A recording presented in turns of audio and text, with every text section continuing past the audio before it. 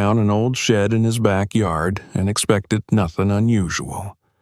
But one strike of the excavator uncovered something that had been hidden underground for decades.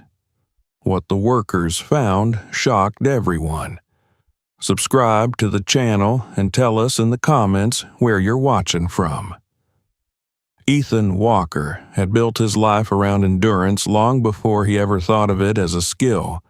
It was not something he wore with pride or spoke about when people asked who he was. It was simply the quiet condition of his existence, the way his days unfolded one after another with measured steps, careful choices, and a constant awareness of limits. He woke each morning before the alarm, not because he was restless or ambitious, but because his body had learned that preparedness reduced risk. The earlier he rose, the more control he had over the day ahead, and control was the closest thing to safety he knew. He moved through his small kitchen with the efficiency of habit, preparing coffee, checking the weather, glancing at the calendar pinned to the refrigerator door. The calendar was less a reminder of events and more a ledger of obligations. Utility bills, mortgage payments, insurance dates, maintenance schedules. Each square represented something that had to be met, managed, or survived. There was little room for spontaneity in his life, and he had made peace with that long ago.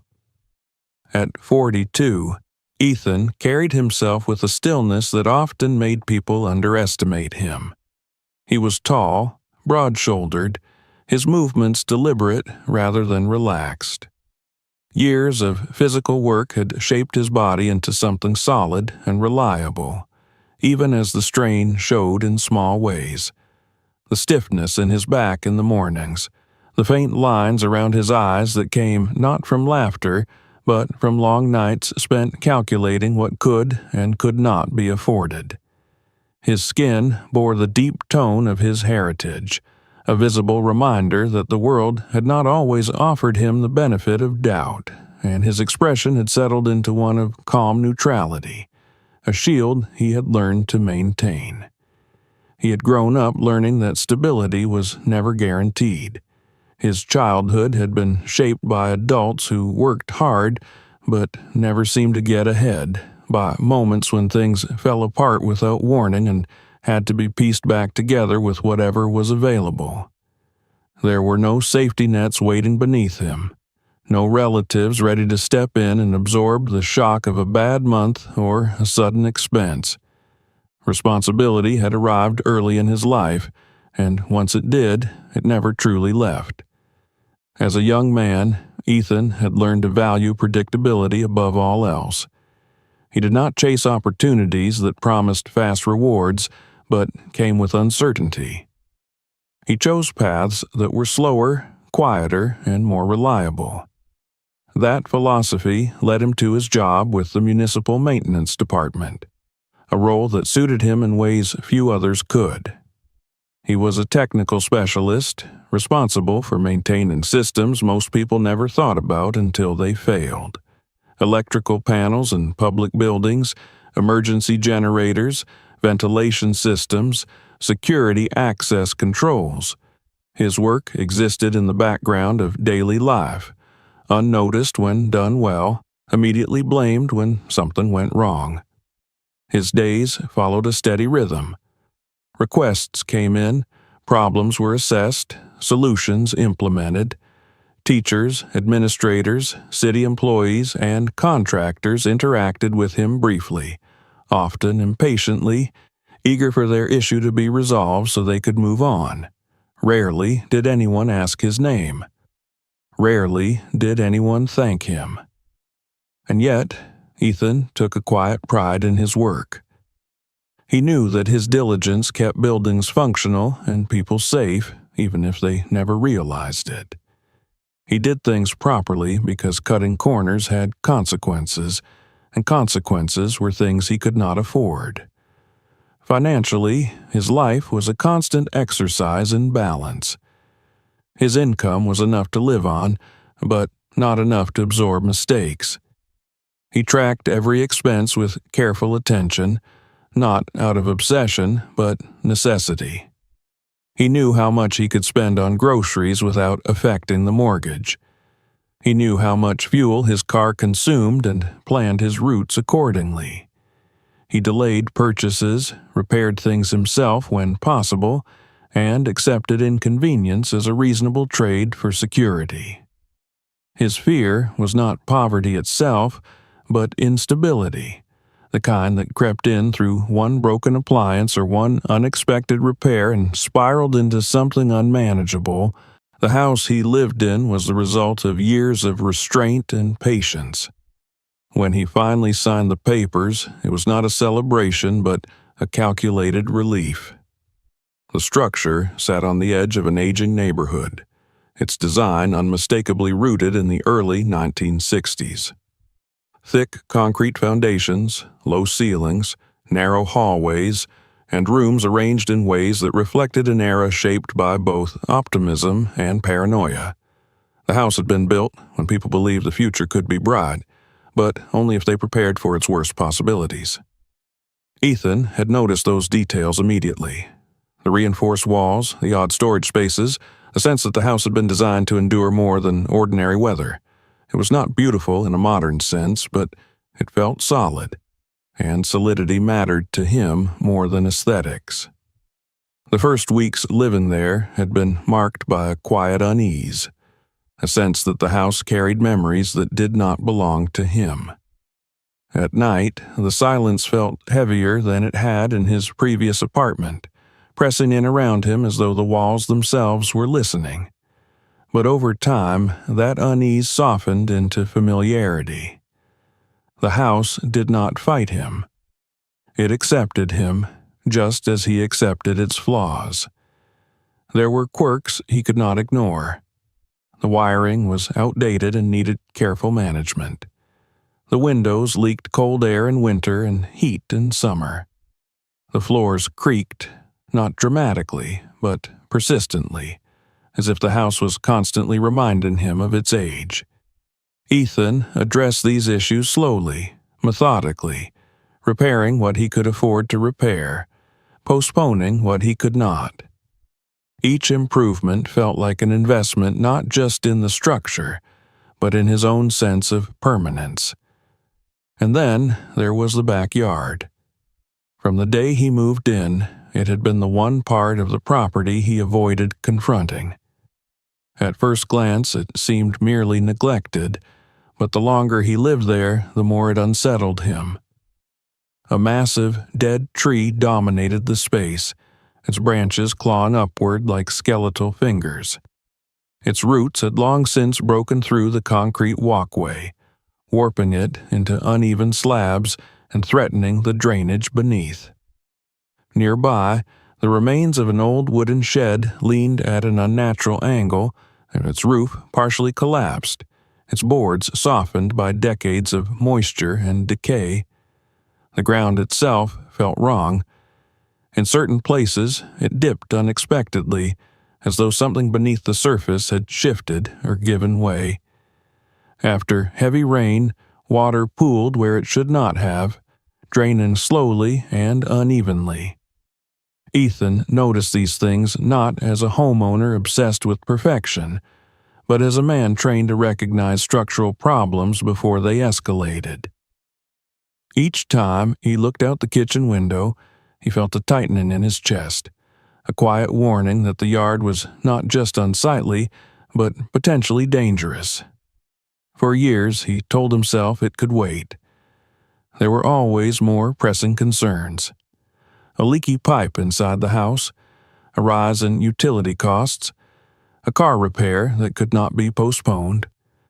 The backyard became a problem he managed by not thinking about it, a corner of his life pushed aside in favor of immediate survival. But avoidance did not erase the risk. It only delayed it. The turning point came gradually, not through a single dramatic event, but through accumulation. A storm that sent branches crashing down closer to the house than before. A new crack in the concrete path that widened after each rainfall. A subtle shift in the soil near the foundation that made him uneasy. Ethan understood the implications well enough. If the roots continued to spread, they could compromise the structure of the house itself. If the ground continued to erode, repairs would become exponentially more expensive. He began to save. The process was slow and deliberate. He set aside small amounts whenever he could, resisting the temptation to touch that money even when other things demanded attention. There were months when the savings barely grew, months when unexpected expenses forced him to dip into what he had set aside. But he persisted, driven by the knowledge that inaction carried its own cost. During this time, his relationship with the house deepened in ways he had not anticipated. It was no longer just a shelter or an investment. It was an extension of his own endurance, a place he had claimed through patience rather than luck. He found himself imagining what the backyard could become, not something extravagant, but safe. A level patch of ground, clear space, no hidden threats. When the savings finally reached an amount that made action possible, Ethan felt a cautious resolve settle over him. He knew exactly what he wanted and what he did not. No landscaping projects, no cosmetic improvements, just removal of the hazards and stabilization of the ground. He approached the task with the same mindset he brought to his work, defining boundaries, setting limits, and preparing for contingencies. As he began researching contractors, comparing prices, and reading reviews, he felt the familiar tension of stepping into uncertainty. This was not just another repair. It was a confrontation with the one part of his home that had resisted his control. Still, he reminded himself that avoiding the problem would only make it worse. Endurance did not mean standing still. It meant choosing the right moment to act. By the time he scheduled the work, Ethan had convinced himself that he was prepared. He believed he had accounted for the risks, the costs, and the potential complications. He had no idea that the ground beneath his backyard was holding something far beyond what his careful planning could anticipate. The house, which had seemed merely old and stubborn, was quietly waiting to reveal a history deeper than he had ever imagined. And Ethan, a man who had built his life on caution, was standing at the edge of a discovery that would test every assumption he had ever made about control, stability, and survival. The decision to finally confront the backyard did not arrive with relief.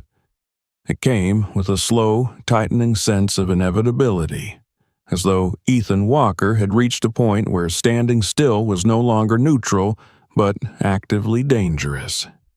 From the kitchen window, the yard looked unchanged, just as it had every other morning.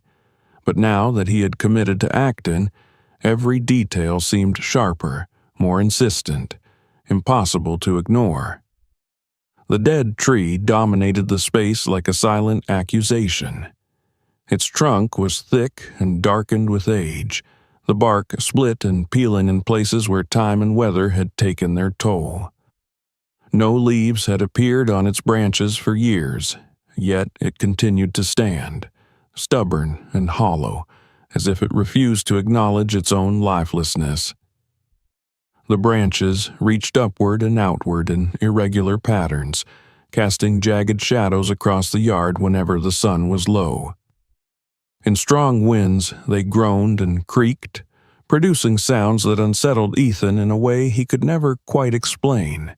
It was not fear, exactly, but the persistent awareness that something large and unstable was looming too close to his home.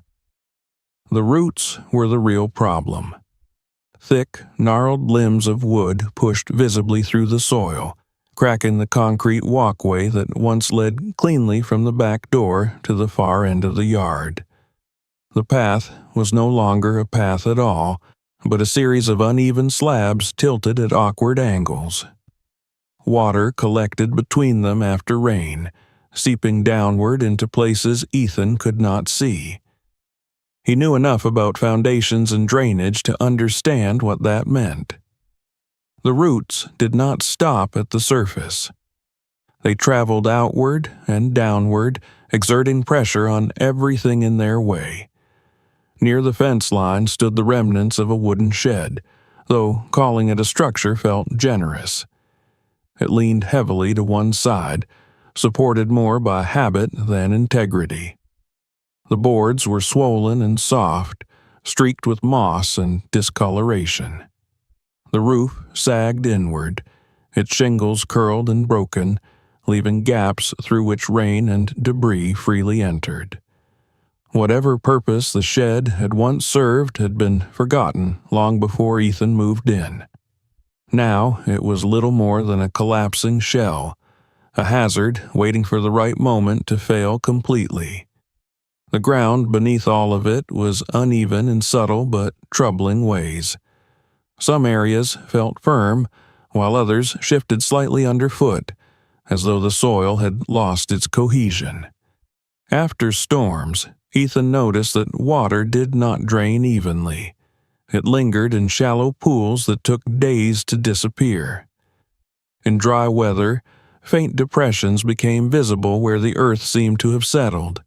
These were not dramatic sinkholes or obvious collapses, but small irregularities that suggested something beneath the surface was no longer stable. For a long time, Ethan had tried to convince himself that these were normal signs of an aging property.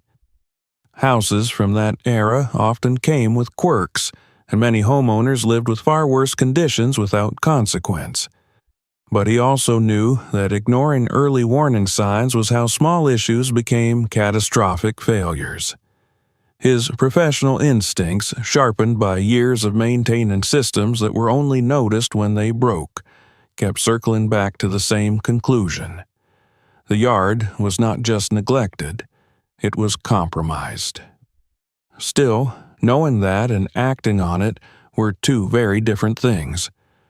For years, Ethan had postponed the work not because he lacked awareness, but because he lacked margin. Every dollar he earned already had a purpose. The mortgage payment came first, always. Utilities followed, then insurance, fuel, groceries, and the slow, steady costs of keeping the house functional. Whenever something unexpected arose, a worn appliance, a car repair, a rise in heating costs during winter, it was the savings that absorbed the impact. There was never enough left over to justify taking on a major outdoor project, especially one with so many unknown, and there was also a quieter, more personal hesitation. The backyard represented a kind of unresolved tension in Ethan's life. Inside the house, he had made progress. He had fixed wiring issues, patched walls, replaced fixtures, and gradually imposed order on a space that had initially felt foreign. The yard, by contrast, remained wild and unyielding. It resisted his efforts, his budget, and his sense of control. Confronting it meant acknowledging that some problems could not be managed incrementally. Some demanded decisive, costly action. So he waited. He told himself that as long as the tree stayed upright and the shed remained standing, the danger was manageable. He avoided walking across certain sections of the yard. He kept the back door closed during storms, preferring not to watch the branches sway too close to the house. He directed his attention elsewhere, focusing on work, routine, and the interior improvements that felt safer and more predictable. But time has a way of pressing its case. One autumn night, a storm passed through the neighborhood with more force than usual. Wind battered the house, rain lashed against the windows, and thunder rolled overhead in long, heavy waves. Ethan lay awake, listening. When a loud crack echoed from the backyard, sharp enough to cut through the storm's roar, he felt a jolt of adrenaline surge through him. The sound was followed by a heavy thud, then silence. At first light, he went outside to assess the damage. A large branch from the dead tree had snapped and fallen, landing only a few feet from the foundation. The ground around it was torn and churned, exposing more of the root system beneath. The sight left him unsettled. This time, the warning had been clear. Over the following weeks, Ethan noticed other changes. The crack in the concrete walkway widened noticeably. One corner of the yard seemed to sink slightly after each rainfall. These were not dramatic shifts, but they were cumulative, and they reinforced what he had been trying to avoid. The situation was deteriorating, and waiting longer would only increase the risk and the eventual cost. That was when he committed fully to saving for the work. He approached the task the same way he approached everything else, methodically and without illusions. He calculated a rough estimate of what the work might cost based on local averages, and then added a buffer, knowing that outdoor projects rarely stayed within initial projections. He set a target and began setting aside small amounts whenever possible. Some weeks it was barely noticeable. Other weeks he managed to add a bit more. The progress was slow, sometimes frustratingly so, but it was progress nonetheless. There were setbacks. A sudden increase in utility rates forced him to pause contributions for a month. A minor car repair drained part of what he had saved. Each time, he felt the familiar frustration of being pulled backward just as he was gaining momentum. But he refused to abandon the goal. The yard had become a symbol of something larger, a test of whether he could address a problem that demanded more than patchwork solutions. As the savings grew, so did his awareness of the yard's presence. He found himself studying it more closely, noting patterns he had previously ignored. The way the ground sloped slightly toward the house in certain areas. The way the tree's shadow fell across the foundation at different times of day. The way the shed seemed to lean further with each passing season. These observations did not bring him comfort, but they reinforced his resolve. When he finally reached an amount that felt sufficient to begin, Ethan did not celebrate. Instead, he felt a cautious tension settle over him, the same feeling he experienced before undertaking any major task with long-term consequences. He knew that this was not just about removing a tree or clearing debris. It was about reclaiming control over a part of his home that had remained stubbornly outside his influence. He began researching contractors during his lunch breaks and evenings. He avoided large companies with glossy websites and inflated promises. He looked instead for small, independent crews with solid reputations and straightforward pricing. He read reviews carefully, paying attention to patterns rather than isolated complaints.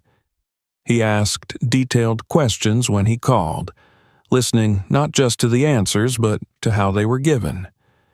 Experience had taught him that transparency mattered more than enthusiasm.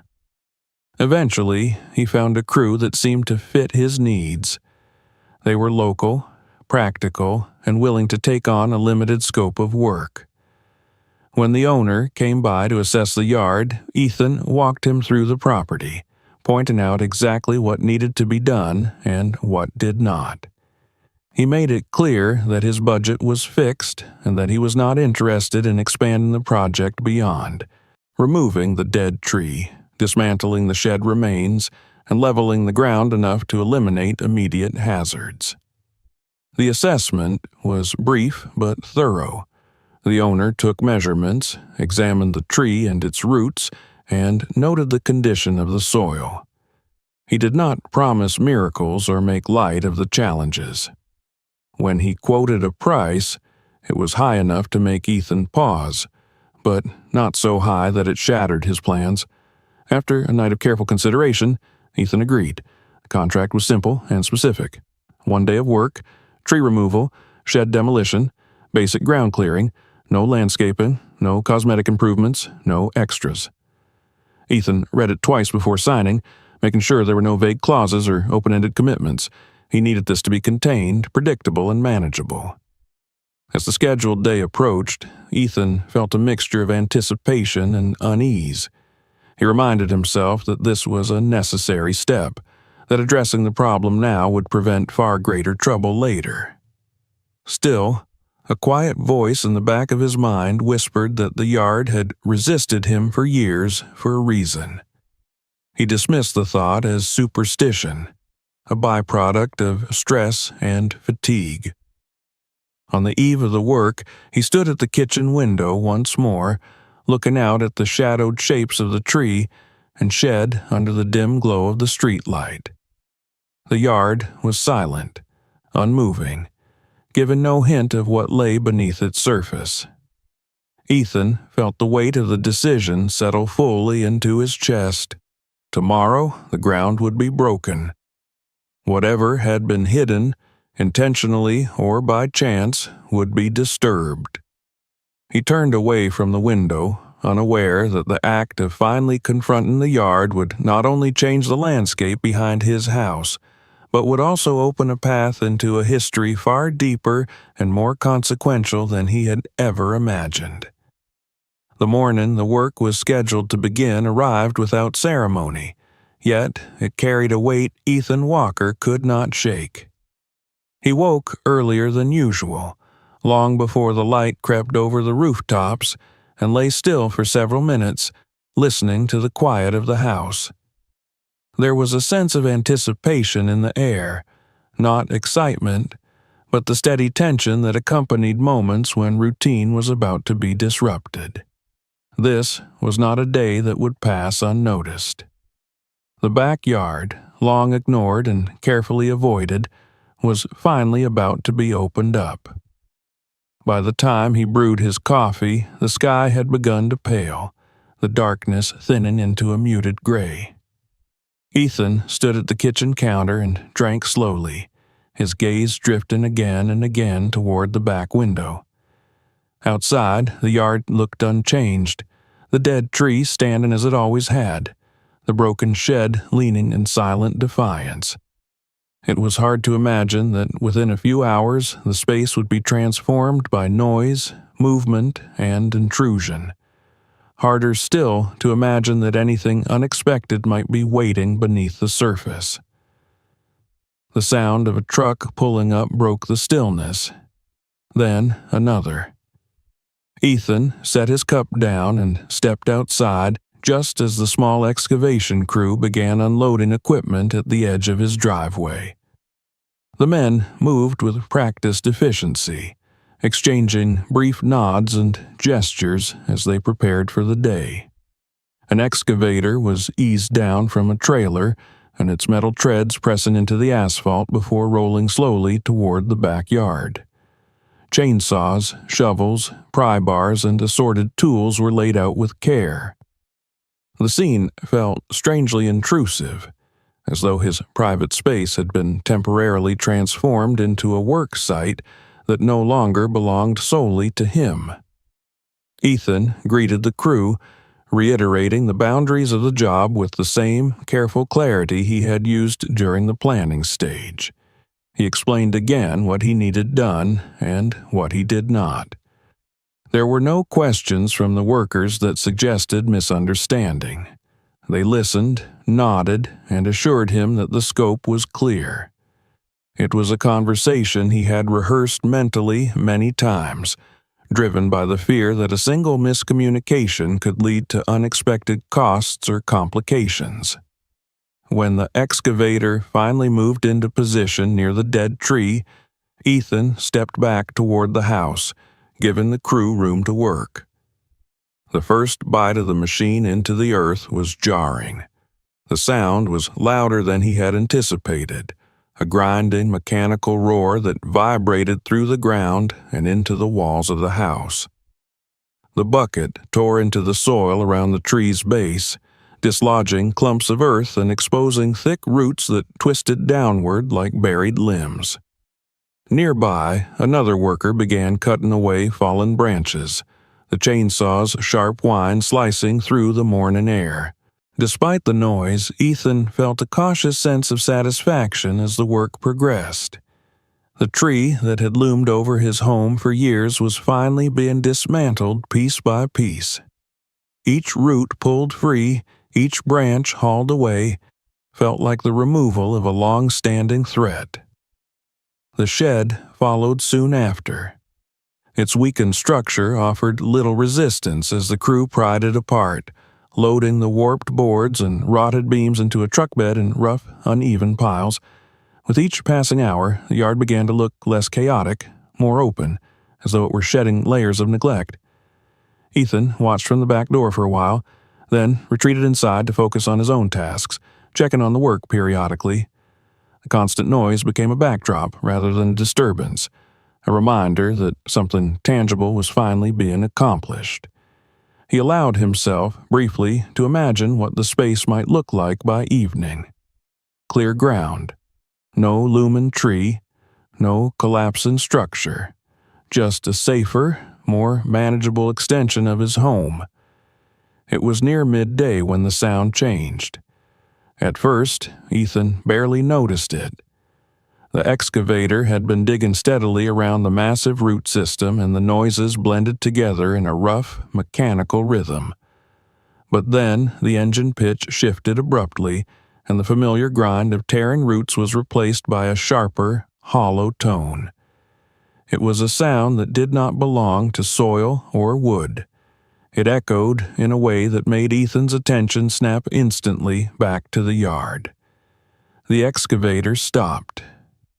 Silence followed, broken only by the idle hum of the machine and the distant sounds of the neighborhood.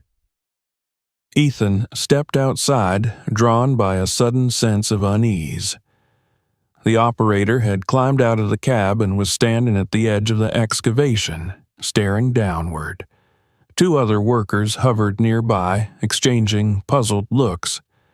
For a moment, Ethan could not see what had caused the interruption. The pit, where the tree once stood, had grown deeper and wider, the soil around it uneven and freshly disturbed. Then he noticed it. Beneath the loose dirt and tangled roots, something flat and gray had been revealed. One of the workers climbed carefully into the pit and knelt, brushing away soil with a hand shovel. The more he cleared, the more defined the surface became. It was concrete. Not the fractured, uneven remnants of an old foundation or discarded slab, but a smooth, uniform surface with clean edges. When the worker tapped it lightly with his shovel, the sound that came back was unmistakable. Hollow, resonant, as though there was empty space beneath. Ethan felt his chest tighten. He moved closer, crouching at the edge of the pit to get a better look. As more dirt was scraped away, a faint metallic seam became visible along one edge of the concrete. It framed part of the slab with deliberate precision. This was not something poured casually or left unfinished. It was part of a structure. The operator muttered something under his breath and motioned for the worker to continue clearing around the edges. Another man joined him, carefully widening the exposed area. Each strike of the shovel produced the same unsettling echo. The sound seemed to travel through the ground, vibrating faintly under Ethan's feet. Confusion gave way to apprehension. Ethan's mind raced through possibilities, none of them reassuring. Old septic tanks, buried utilities, unpermitted structures, forgotten hazards. Each scenario carried implications of cost, liability, and delay. This was exactly the kind of unexpected complication he had feared, the kind that could unravel years of careful planning in an instant. Yet, alongside the fear, something else stirred. Curiosity. The slab extended farther than Ethan had initially realized. As the workers cleared more soil, its scale became apparent. This was not a small feature or isolated obstruction. It spanned a significant portion of the yard, disappearing beneath untouched earth on all sides. One worker moved several feet away and struck the ground again. The same hollow response came back. Step by step, they tested the area, mapping the unseen boundaries through sound. Ethan watched, his unease deepening into a quiet dread. He knew enough about construction to understand that large, concealed structures beneath residential properties were rarely benign. They meant complexity. They meant expense. They meant decisions he had not prepared to make. Still, the work continued. As the excavation widened, something metallic caught the light near one corner of the slab. It was partially obscured by packed soil and roots, but its shape was unmistakable. A hinge. The workers slowed, switching to brushes and smaller tools, their professional instincts fully engaged. They worked methodically, uncovering the object bit by bit until the outline of a heavy, rusted metal hatch emerged. The hatch was set into the concrete with care. Its surface bore the scars of age, rust flaking away in patches to reveal dull metal beneath. Faded traces of paint clung stubbornly to the edges, suggesting it had once been coated, perhaps to protect it or disguise it. Thick hinges connected it to the slab, and hardened sealant lined the seams, cracked but still clinging as if reluctant to let go. Ethan felt a strange pressure build behind his eyes. The sight of the hatch stirred something deeper than fear, an instinctive awareness that this discovery marked a turning point. Whatever lay beneath that metal door had been placed there deliberately, hidden with intention. It was not debris or accident. It was a threshold. The crew gathered around the pit, speaking in low voices. Their excitement was tempered by caution, but it was evident in their movements and expressions. They had uncovered something unusual, something that went beyond the scope of their routine work. The operator glanced at Ethan, his face serious, and gestured toward the hatch. Ethan nodded slowly, though his thoughts were racing. He did not yet understand what they were about to find, or how deeply it would alter the quiet, controlled life he had built. He only knew that the ground beneath his backyard had spoken at last, and it had revealed a secret that could no longer remain buried. As the workers began preparing tools to pry the hatch open, Ethan stood at the edge of the excavation, feeling the weight of the moment settle over him. The noise of the neighborhood seemed distant now, muffled by the gravity of what lay before them. The yard was no longer just a problem to be solved. It had become a doorway into something vast, unsettling, and irrevocably real. Whatever had been hidden beneath his home for decades was about to be exposed, and Ethan, a man who had spent his life minimizing risk, found himself standing at the edge of the unknown, unable to turn away. The air around the excavation felt heavier the longer Ethan stood there, as if the ground itself resisted what was about to happen. The workers moved with a deliberate slowness now, their earlier rhythm replaced by a cautious attentiveness. This was no longer routine labor. The hatch had changed the nature of the work, transforming a simple backyard project into something undefined and potentially serious. Before anyone touched the metal door again, the crew focused on stabilizing the area.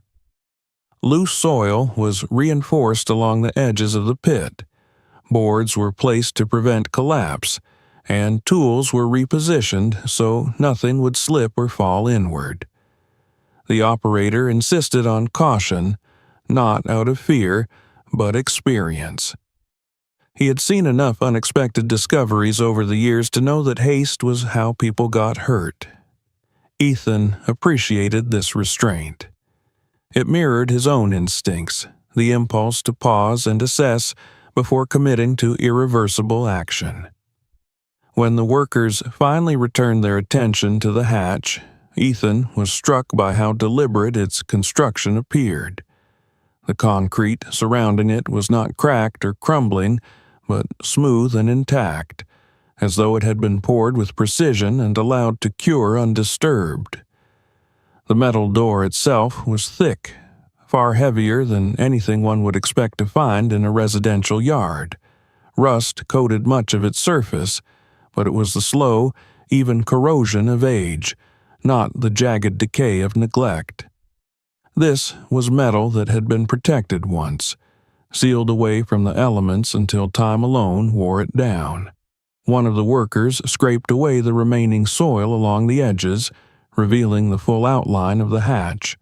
It was rectangular, its proportions measured and intentional. A faint seam ran around its perimeter, filled with hardened sealant that had cracked but not fully separated. Whatever lay beneath had been meant to remain closed, perhaps permanently. Ethan crouched near the pit, his gaze fixed on the door. His thoughts raced, but none of them formed into clear conclusions. He felt the familiar pull of responsibility tighten in his chest. This was his property. Whatever this was, it belonged to him now, along with all the consequences. He wondered briefly whether the previous owner had known what he was leaving behind, whether this was an oversight or a deliberate silence. The workers prepared to open the hatch with care. A pry bar was slid cautiously beneath the rusted lip, its metal scraping softly against metal. The sound made Ethan tense, a thin, grating noise that seemed far too loud in the quiet afternoon. As pressure was applied, the hatch resisted, unmoving at first, as though it were testing their resolve. Then it shifted. The sound that followed was not sharp, but deep and strained, a long groan that echoed up from beneath the earth. Rust flakes broke free and drifted into the air, catching the light briefly before settling back into the pit. The hatch lifted slowly, inch by reluctant inch, its hinges protesting every movement. The smell reached Ethan before he could see anything clearly. It was dry and stale, a blend of dust, old concrete, and cold metal, the scent of a space that had been sealed away from the world for decades. As the opening widened, darkness revealed itself beneath the door. It was not the shallow darkness of a hole in the ground, but something deeper, more absolute. One of the workers shone a flashlight downward, the beam cutting through the gloom to reveal a vertical shaft lined with smooth concrete walls. A metal ladder was bolted securely to one side, and its rungs coated in a thin layer of corrosion, but still solid in appearance. The shaft descended farther than Ethan expected. 8, perhaps 9 feet down, the ladder ended at a small landing. Beyond that, the light revealed the edge of a corridor stretching away into darkness. The walls were straight, the corners sharp. This was not a pit or a tank. It was a passage. For a moment, no one spoke. The open hatch seemed to hold the yard in suspension, as though the world above was waiting for the space below to acknowledge it. Ethan felt a subtle shift inside himself, a recognition that this discovery had crossed a boundary. What lay beneath was not an accident or an afterthought. It was a constructed world, deliberately hidden and carefully preserved. The operator broke the silence, explaining calmly that before anything else could be done, someone would need to assess the stability and safety of the structure below. The air quality, the integrity of the ladder, the condition of the walls. These were not concerns to be dismissed. Ethan listened, nodding, his attention fixed on the dark opening. He understood the logic, but he also felt something more personal stirring beneath it. He did not want someone else to be the first to step into that space. The realization surprised him. He was not an adventurous man, nor did he seek out danger. But this was his home, his land, his responsibility. Allowing someone else to enter first felt like surrendering something he could not articulate. He wanted to see it for himself, to understand what had been hidden beneath his life without intermediaries. The crew prepared a rope harness as a precaution. A gas detector was lowered briefly to test the air. The readings came back normal, the oxygen levels safe, the absence of toxic gases reassuring. One of the younger workers volunteered to go down first, eager and curious, but Ethan shook his head slowly. He would go. The operator hesitated, then accepted the decision with a measured nod. He helped Ethan into the harness, explaining each strap and connection carefully. A flashlight was handed down, its weight solid in Ethan's grip. The ladder was tested again, each rung pressed firmly to ensure it could bear weight. Standing at the edge of the pit, Ethan took a moment to steady himself. He was acutely aware of his heartbeat, of the quiet murmur of the workers behind him, of the open sky above. Then he turned and placed his foot on the first rung of the ladder. The descent was slower than he expected. Each step echoed softly within the shaft. The sound carried upward and returned to him in faint reverberations. As he moved down, the daylight receded, replaced by the focused circle of his flashlight beam. The temperature shifted subtly, the air cooler, more still. It felt like leaving one world and entering another, guided by nothing but his own resolve and the thin line of metal beneath his hands. When his boots reached the landing, Ethan paused. The concrete beneath his feet was smooth and level, free of debris or moisture. The ladder was anchored firmly, its bolts embedded deeply into the wall. Everything about the construction spoke of intention and competence. He turned his attention to the corridor ahead. The passage stretched away from the landing, its length obscured by darkness. The walls were unbroken concrete, their surfaces finished carefully rather than roughly poured. Along one side, a series of metal conduits ran parallel to the floor, disappearing into the shadows. Ventilation grills were set at intervals near the ceiling, their openings clean and unobstructed. This was not a crude shelter dug in haste. It was engineered. Ethan felt a chill pass through him, not from the cold, but from the implications. Someone had built this place with knowledge, resources, and a clear purpose. They had chosen this spot beneath an ordinary house, and they had gone to great lengths to conceal it. Behind him, the sounds of the surface world were muted but present. He could hear faint movements above, the murmur of voices distorted by distance and concrete. But those sounds felt remote, as though they belonged to another life. He took a step forward into the corridor. The light from his flashlight revealed more details as he advanced slowly. The floor was clean, coated with a thin layer of dust that had settled undisturbed for years. There were no signs of water intrusion, no stains or mold. The air was dry, preserved. The space felt dormant rather than abandoned, as though it had simply been waiting. Ethan's mind struggled to reconcile what he was seeing with the modest house above. This place did not belong to a forgotten shed or a neglected yard. It belonged to a different scale of thinking, one that anticipated prolonged isolation and survival. After several careful steps, he stopped and looked back toward the ladder.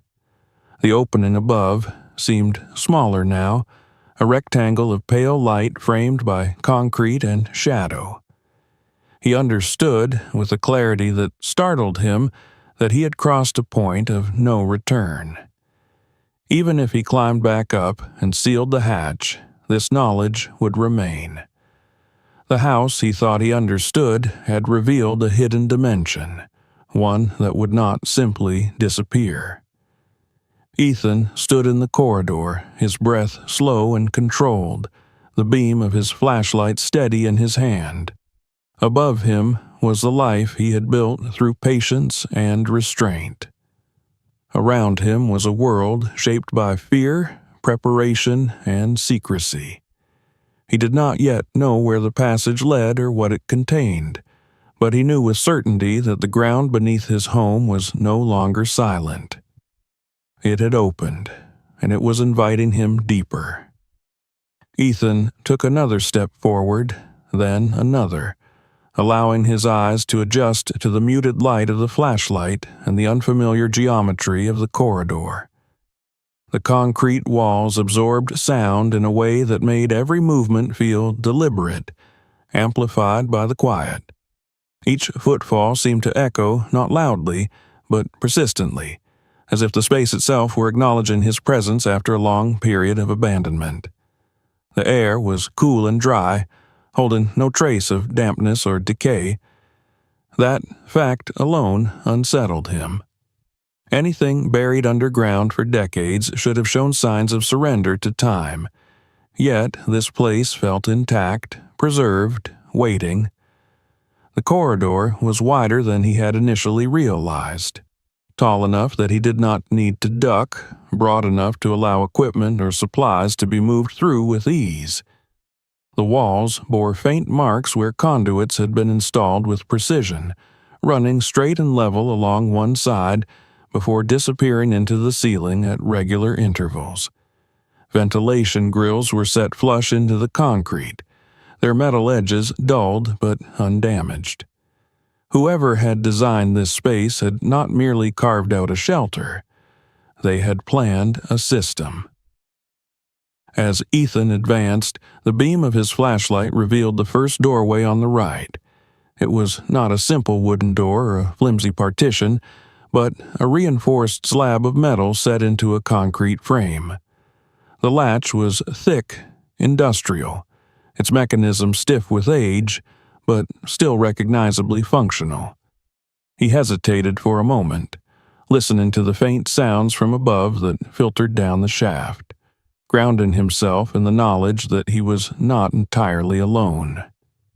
Then he reached out and pulled the latch free. The door opened with a low, resistant sound, metal protesting as it moved after years of stillness. The room beyond was small, but unmistakably human.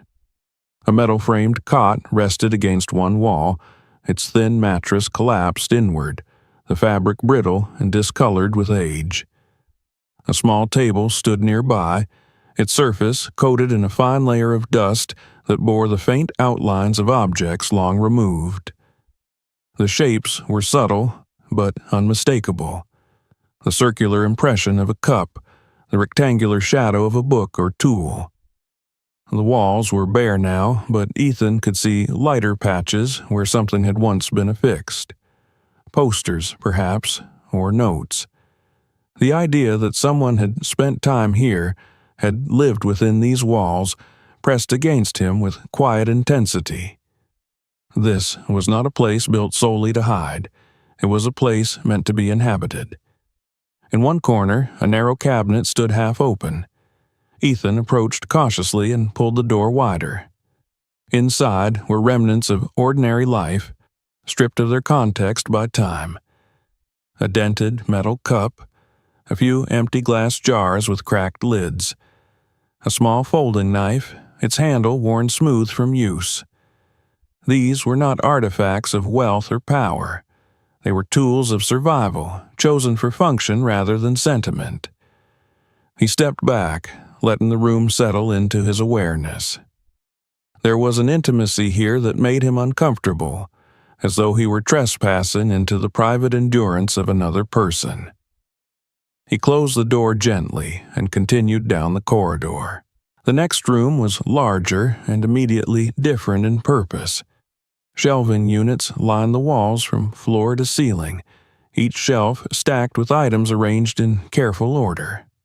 Cans of preserved food filled several rows, their labels faded but still legible in places. Some bore dates from decades past, written by hand in dark ink. Others were sealed in plain packaging, utilitarian and anonymous. The sight stirred something in Ethan that bordered on awe. This was not hoarding. This was preparation. Along one wall, crates held tools wrapped in cloth, preserved against rust and wear.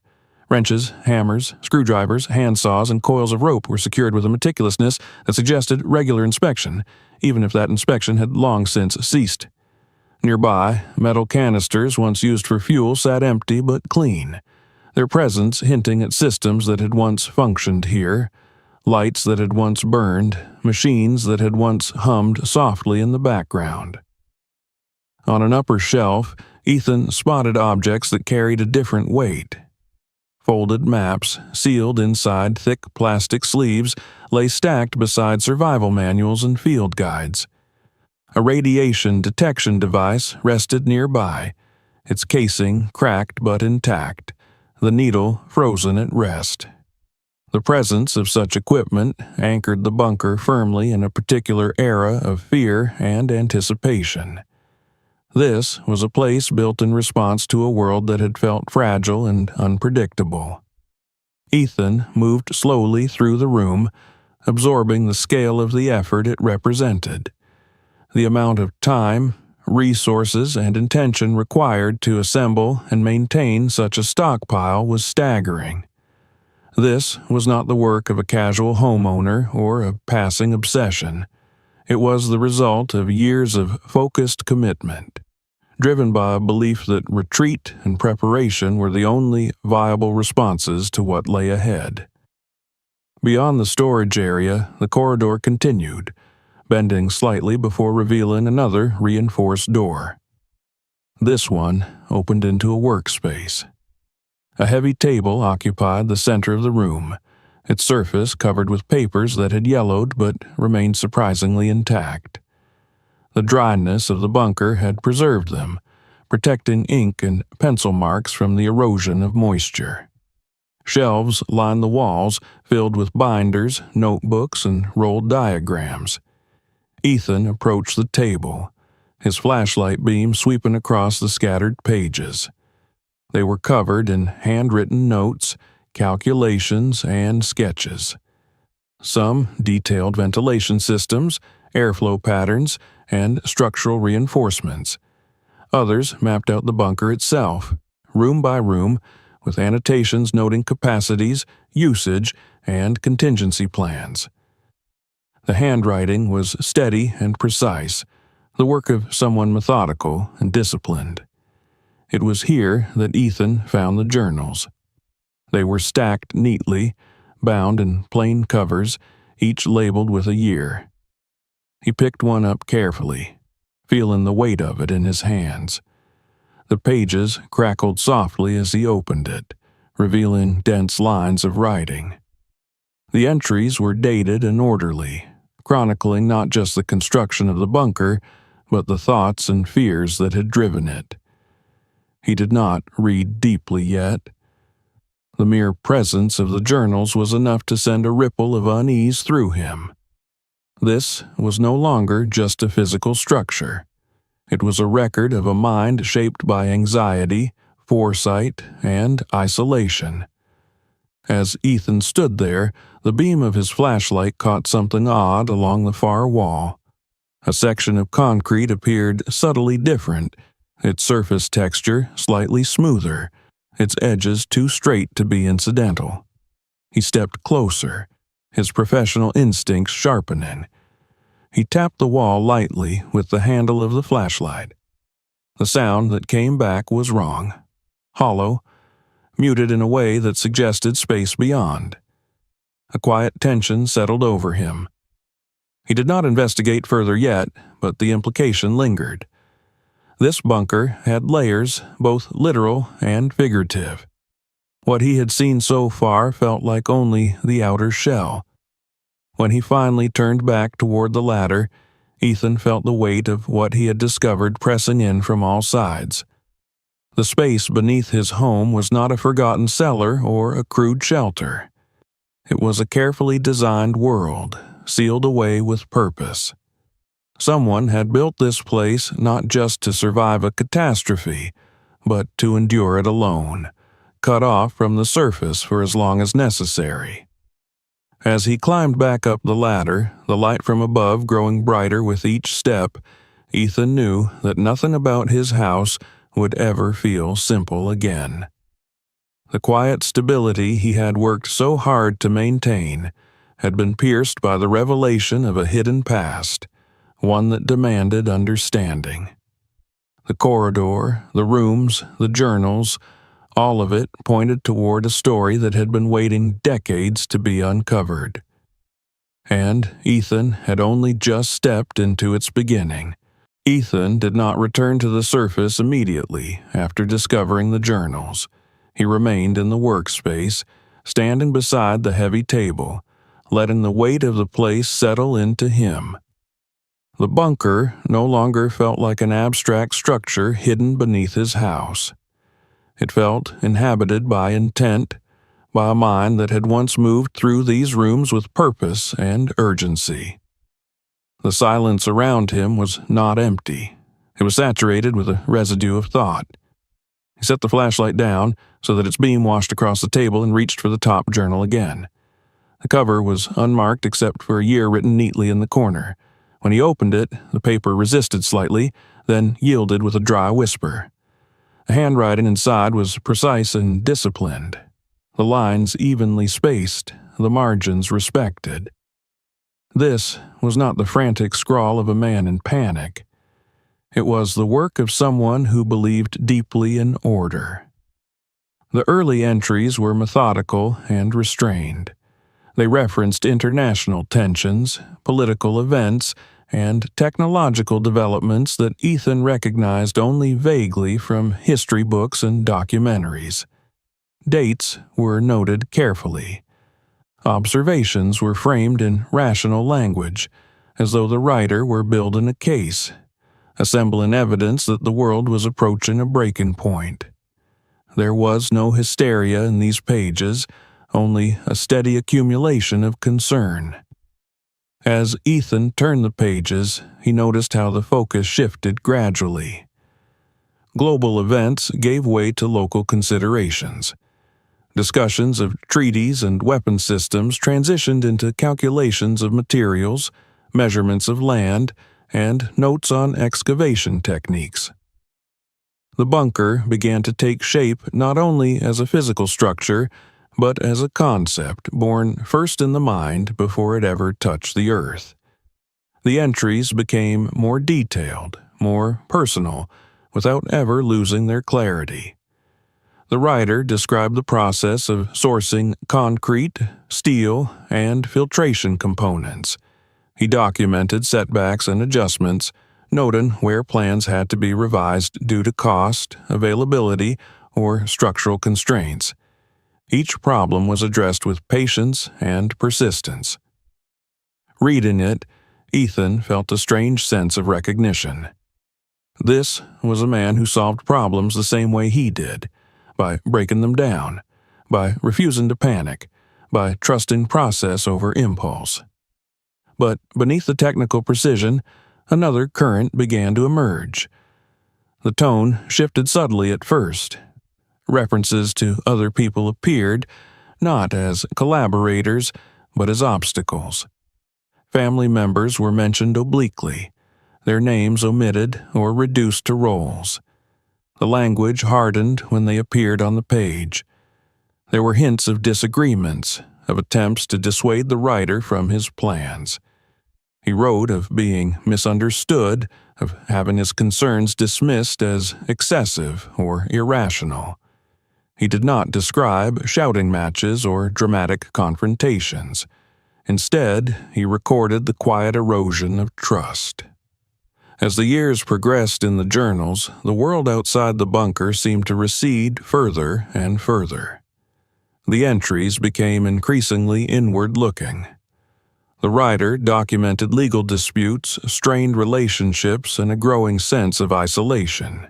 He wrote about meetings that ended without resolution, about relatives who spoke of money and inheritance more readily than safety or preparedness. He described a moment when he realized that the people bound to him by blood did not share his values or his fears. That realization appeared to be a turning point. From that point onward, the bunker was no longer framed as a contingency. It became a necessity. The writer's language shifted from hypothetical to declarative. He wrote about the bunker as a place where he could be secure not only from external catastrophe, but from the failures of human connection. He began to describe it as his refuge, his safeguard against a world he no longer trusted. Ethan felt a tightening in his chest as he read. The man who had built this place was not simply afraid of war or disaster. He was afraid of abandonment, of being left unprotected by those who should have stood beside him. The bunker was not just a shelter, it was a boundary, a line drawn between himself and everyone else. Ethan moved deeper into the room, scanning the shelves more carefully now. He noticed how the organization reflected the progression in the journals. Early binders contained blueprints and permits. Later, ones held inventories, lists of supplies, and contingency plans. Near the back of the room, behind a row of neatly arranged folders, he spotted something he had missed before. The concrete there looked thicker, reinforced beyond what structural necessity would require. He stepped closer, examining the surface. The texture was subtly different, smoother, more uniform. Years of working with infrastructure had trained his eye to notice such details. He ran his hand along the wall, feeling for seams, for any irregularity that might betray a concealed feature. When he tapped it gently with his knuckles, the sound confirmed his suspicion. There was space beyond. The discovery sent a quiet surge of adrenaline through him. This was not an accident. Someone had gone to considerable effort to conceal whatever lay behind that wall. Ethan retrieved a pry bar from the storage area and returned to the spot, working carefully to avoid damaging the surrounding concrete. It took time and patience, but eventually a faint seam became visible, a narrow outline that traced the shape of a hidden panel. When he managed to ease it open, he found a small compartment just deep enough to hold a sturdy metal box. The box itself was unremarkable at first glance, dull gray and heavy, sealed with a simple latch. But when Ethan opened it, the significance of its contents was immediately clear. Inside were items of unmistakable value. Coins sealed in protective sleeves, their surfaces gleaming faintly in the flashlight's beam. Small bars of precious metal wrapped carefully in cloth. These were not stored casually. They had been placed here deliberately, separated from the general supplies, hidden behind an extra layer of protection. This was not about survival. This was about preservation. Ethan closed the box slowly, his mind racing. The existence of this cache suggested foresight beyond immediate need.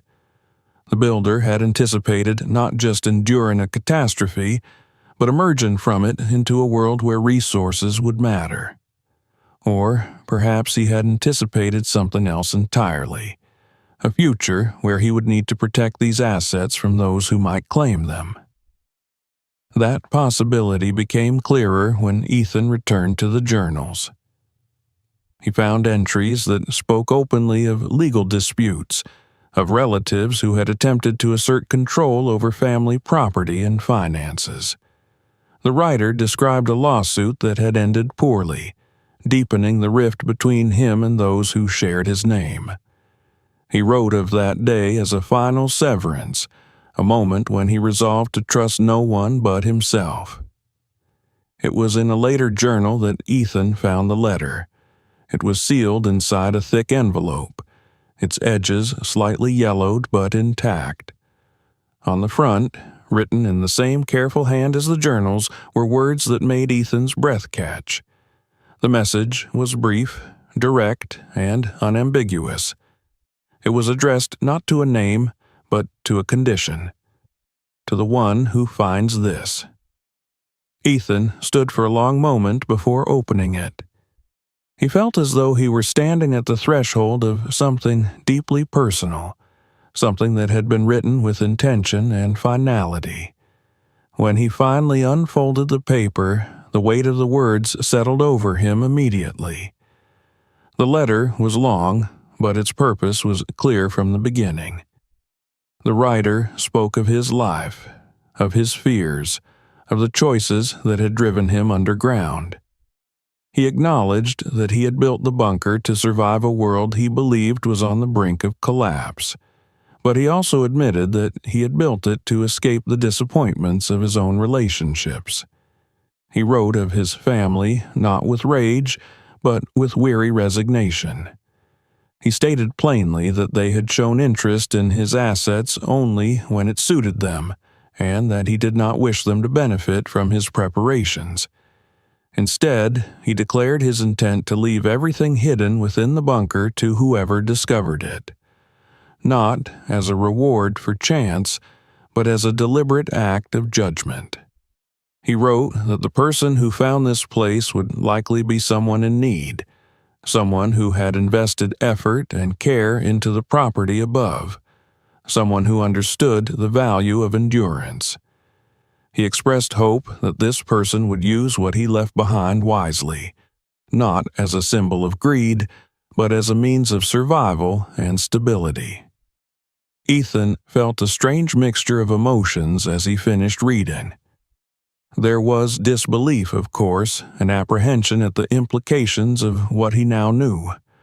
But beneath that was something quieter and more unsettling. Recognition. The man who had written this letter had built his life around fear and preparation. Ethan had built his around endurance and restraint. Their paths had never crossed in life, yet here they were, connected across decades by circumstance and necessity. The realization altered Ethan's perception of the bunker entirely. It was no longer just a hidden structure or a technical marvel. It was a testament to a man's final decision, a declaration made in solitude and sealed against time. The supplies, the hidden cache, the reinforced doors, all of it formed a system designed not only to protect, but to choose. Ethan closed the letter carefully and returned it to its place. He stood in the center of the workspace, surrounded by the artifacts of another man's fear and foresight, and felt the boundaries of his own life begin to shift. This discovery could not be undone. It carried legal, moral, and personal consequences he could not yet fully grasp. He knew, with a certainty that settled deep in his bones, that the quiet life he had worked so hard to maintain was about to be tested.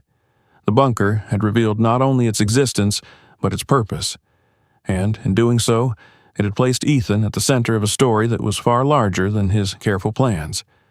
When he finally turned towards the ladder, preparing to return to the surface, Ethan carried more than knowledge with him. He carried the weight of a legacy that had been waiting, patiently, for someone willing to step into the darkness and listen. Ethan emerged from the bunker late that evening, his body heavy with exhaustion and his mind burdened by knowledge he could not yet organize into anything resembling certainty. The sky above the yard had darkened to a deep, uneven blue, and the first stars were beginning to appear, indifferent to the upheaval unfolding beneath them. The open hatch yawned behind him like a wound in the earth, no longer a hidden secret but an exposed truth that refused to be ignored. The workers had secured the opening as best they could for the night, reinforcing the edges and covering the hatch with heavy material to keep it hidden from casual view. They spoke quietly among themselves, their earlier curiosity tempered now by the seriousness of what had been uncovered. Ethan thanked them and watched their trucks disappear down the street, the sound of engines fading into the ordinary hum of the neighborhood. When the last trace of their presence was gone, the silence felt different than before, heavier, charged with expectation. Inside the house, Ethan moved through his familiar rooms with a strange sense of displacement. Everything looked the same: the worn couch, the carefully repaired fixtures, the modest order he had imposed over the years. and yet none of it felt untouched. The knowledge of what lay beneath his feet had altered his perception of the space. The house was no longer just a shelter he maintained through discipline and restraint. It was a threshold. Sleep came poorly that night. Ethan lay awake, staring at the ceiling, his thoughts cycling relentlessly through what he had discovered. The journals, the hidden cache, the letter, the deliberate intent of the man who had built the bunker. He understood instinctively that this was not a discovery that could remain private for long. Too many people had seen the excavation. Too many questions had been raised. The world above ground had a way of asserting itself, especially when secrets and value were involved. His intuition proved correct sooner than he expected. The following morning, a sharp knock at the front door jolted him awake.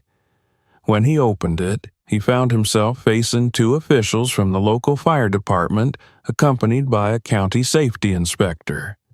Their expressions were polite but firm, their presence formal in a way that left no room for dismissal. A report had been filed, they explained, regarding an unpermitted excavation and a potentially hazardous underground structure. They needed to inspect the site. Ethan's pulse quickened, but he kept his composure.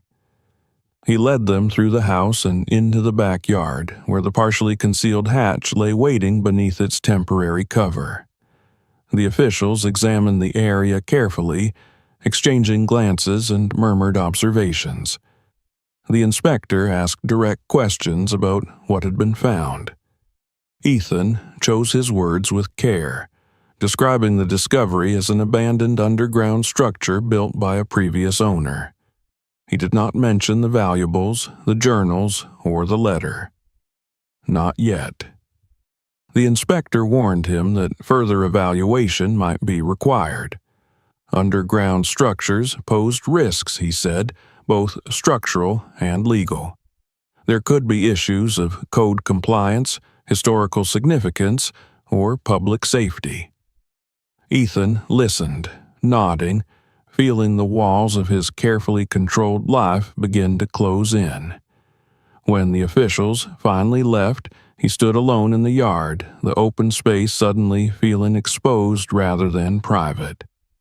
It did not take long for the story to spread. By midday, his phone began buzzing with notifications. At first, he ignored them, assuming they were routine messages or automated alerts. When he finally looked, his stomach dropped. A local news outlet had published a short article about the discovery of a large underground structure beneath a private residence. The accompanying photo, taken from an angle over a fence, showed his backyard unmistakably. Within hours, the street filled with unfamiliar vehicles. Reporters appeared at the edge of his property, cameras in hand, calling out questions as they approached. Ethan retreated inside, locking the door, his heart pounding. He had lived his life deliberately out of the spotlight, blending into the background through quiet reliability. Now, his home had become a spectacle, his privacy stripped away by curiosity and speculation. He avoided the windows, silenced his phone, and tried to steady his breathing as voices carried through the walls. The attention was relentless. Questions flew freely, unconcerned with his discomfort. How big was the structure? How old was it? Were there valuables inside? Did he plan to open it to the public? Each question felt like a violation, an intrusion into a space that had never belonged to anyone else. As the day wore on, the situation escalated further. In the afternoon, two strangers approached his door. They were middle-aged, a man and a woman, dressed neatly and carrying themselves with an air of entitlement that set Ethan on edge immediately. They introduced themselves as distant relatives of the previous homeowner. They had seen the news, they said, and believed they had a rightful claim to whatever had been found beneath the house. Their tone shifted quickly from polite inquiry to accusation. They spoke of family inheritance, of property wrongfully claimed, of legal rights that superseded Ethan's ownership of the land. They demanded access to the bunker and its contents, their words sharp with suspicion. Ethan listened, his jaw tight, and refused calmly but firmly. He explained that the property was his and that any further discussion would need to go through legal channels. The encounter left him shaken. When they finally left, it was with a promise that their attorney would be in contact. True to their word, a formal letter arrived the next day, delivered by a courier. It claimed that all valuables discovered in the bunker belonged to the estate of the deceased builder and must be relinquished immediately. The letter cited obscure statutes, threatened legal action, and demanded access for inventory and removal. The pressure mounted rapidly. Neighbors who had barely acknowledged Ethan before now found reasons to linger near his property, their curiosity thinly veiled. Some approached him with awkward smiles, asking questions that strayed uncomfortably close to prying. Others whispered among themselves, speculating openly about what he might have found. A few hinted that the bunker might extend beneath adjacent properties, suggesting that they too might have a claim. Ethan felt besieged. The house that had once been his refuge now felt like a stage under constant observation. He struggled to focus at work, his thoughts drifting repeatedly to the letter, the reporters, the hostile relatives. Sleep became elusive. His hands shook more often than he liked to admit. In moments of quiet, his mind returned to the letter he had found in the bunker. The words of the man who had built it echoed with increasing clarity. The deliberate rejection of his family. The explicit intent to leave everything to the one who found the place. Ethan understood now why the builder had gone to such lengths to hide his legacy. He had anticipated this exact scenario, the sudden reappearance of people motivated not by connection or concern, but by opportunity. The realization hardened something inside Ethan. He could not face this alone. With reluctance and a sense of vulnerability he despised, Ethan reached out to a lawyer recommended by a colleague. The woman he spoke to listened carefully, asking precise questions, her tone calm and measured. She agreed to meet with him in person to review the documents he had found. When she arrived at his home, the presence of someone who understood the language of conflict brought a small measure of relief. She examined the journals and the letter closely, her expression growing more focused with each page. She explained that while handwritten documents were not traditional wills, they could carry significant legal weight, particularly when they demonstrated clear intent and were supported by consistent records. The legal battle that followed was exhausting. Relatives of the deceased builder multiplied, their claims growing louder and more aggressive. Motions were filed, counter-arguments were prepared.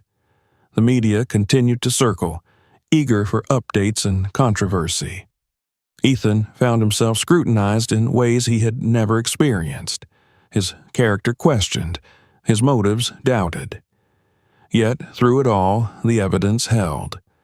The journals documented years of rational planning and clear-minded decision-making. The letter articulated an unambiguous rejection of familial inheritance and a deliberate choice to leave the bunker's contents to the finder. The bunker itself, sealed and forgotten, was undeniably part of the land Ethan had purchased legally. The court proceedings were tense and emotionally draining. Ethan sat silently as arguments were made about bloodlines, entitlement, and ownership. He listened as lawyers debated the meaning of legacy and the limits of property law. When the judge finally ruled, acknowledging the builder's intent and affirming Ethan's right to what lay beneath his home, The weight that lifted from his chest nearly overwhelmed him. The decision did not feel like victory. It felt like survival. The relatives left the courtroom furious and defeated, their threats of appeal ringing hollow against the finality of the ruling. Reporters rushed forward, but Ethan declined to speak, shielding himself behind his attorney. He returned home that evening with trembling legs, his mind numb, his body drained. Slowly, the storm began to subside. The reporters moved on. The neighbors retreated into their routines. The letters stopped coming. Silence returned, tentative and fragile but real. Standing once more in his backyard, looking at the sealed hatch beneath the quiet sky, Ethan understood that the battle had not just been about wealth or property. It had been about whether he would be allowed to honor the intent of a man who had chosen him, unknowingly, as the steward of his final legacy. The world had tested Ethan's endurance in ways he had never anticipated, and he had held. In the weeks that followed the court's decision, life did not immediately return to normal. Normality, Ethan came to understand, was not something that snapped back into place once a verdict was read aloud. It reassembled slowly, unevenly, like a structure repaired after hidden damage had finally been exposed. The street grew quieter first. News vans disappeared one by one until only faint tire marks remained as proof that they had ever been there.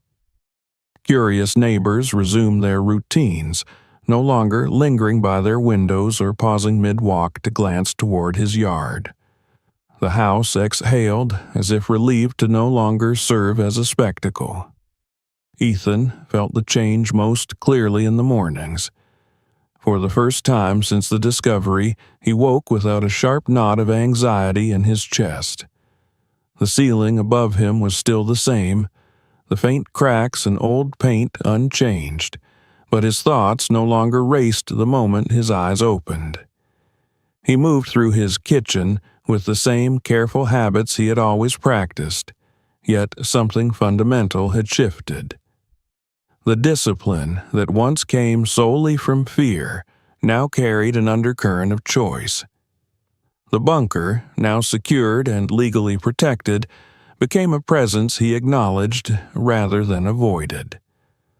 After consulting engineers and specialists, Ethan invested time and money into reinforcing its safety, installing proper ventilation, modern lighting, and secure access. He did not rush the process.